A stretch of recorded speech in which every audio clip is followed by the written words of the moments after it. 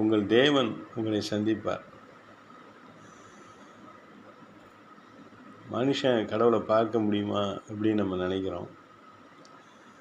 ஆனால் கர்த்தருடைய வேதம் சொல்லுகிறது அவருடைய கிருபையினால் நம்மை சந்திப்பார். நாம் அவரை பார்க்க விரும்புகிறோமோ இல்லையோ, அவர் நம்ம பார்க்க விரும்புகிறார். சர்வ வலிமையுள்ள தேவன் உங்களை நேசிக்கிற தேவன், உங்கள் மேல் பிரியமாக இருக்கிறார்.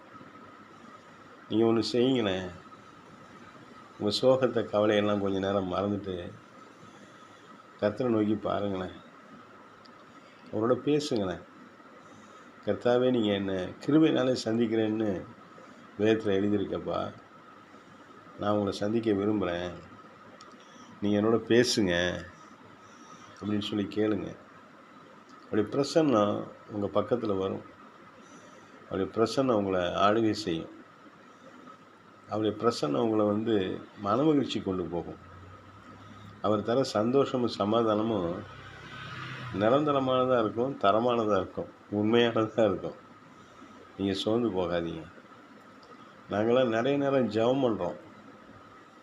எங்களுக்காக மட்டுமில்லை, எங்கள் ஊழியத்துக்காக மட்டுமில்லை, அநேக ஜனங்களுக்காக நாங்கள் தேவ சமூகத்தில் ஜெபிக்கிறோம். ஆத்துமாக்களுக்காக ஜெபிக்கிறோம். தேசம் நன்மையை பெறணும்னு ஜெபிக்கிறோம். தேசம் சமாதானமாக இருக்கணும்னு நாங்கள் ஜெபிக்கிறோம். எங்களை கர்த்தர் சந்திக்கிறாரு. அவருடைய பிரசன்னத்தை எங்களுக்கு கொடுக்குறாரு. அவருடைய வல்லமையை எங்களுக்குள்ளார ஊற்றுகிறார். நீங்களும் கூட அவருடைய சமூகத்தை தேடி நாடுங்க. அவர் சந்திப்பார். அவருடைய சந்திப்பில் நிச்சயமாக உங்களுக்கு ஏதோ ஒரு கிஃப்ட்டு கிடைக்கும். அந்த கிஃப்ட்டு உங்களுக்கு விலையேறப்பட்டதாக இருக்குங்க.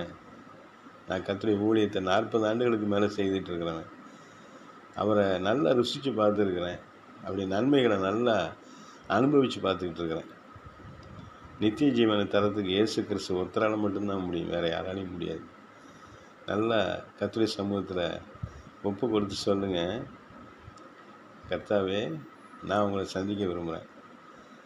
இந்த வசனத்தின்படி கிருபையினால் சந்திக்கிறேன்னு சொன்னீங்க பார்த்தீங்களா ஆண்டவரே, அந்த வசனத்தின்படி என்னை சந்திங்க, என்னை ஆசீர்வதிங்கன்னு ஒப்பு கொடுங்க.